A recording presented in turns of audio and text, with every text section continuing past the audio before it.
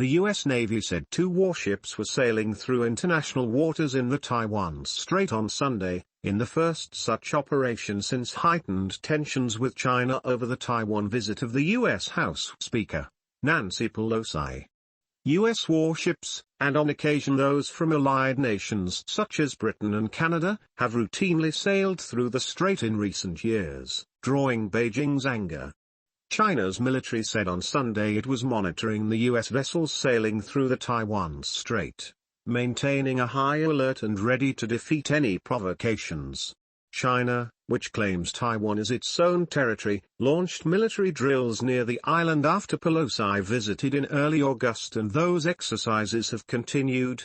Her trip infuriated Beijing, which saw it as a U.S. attempt to interfere in China's internal affairs. U.S. Navy operations in the Taiwan Strait usually take between 8 and 12 hours to complete and are closely monitored by the Chinese military.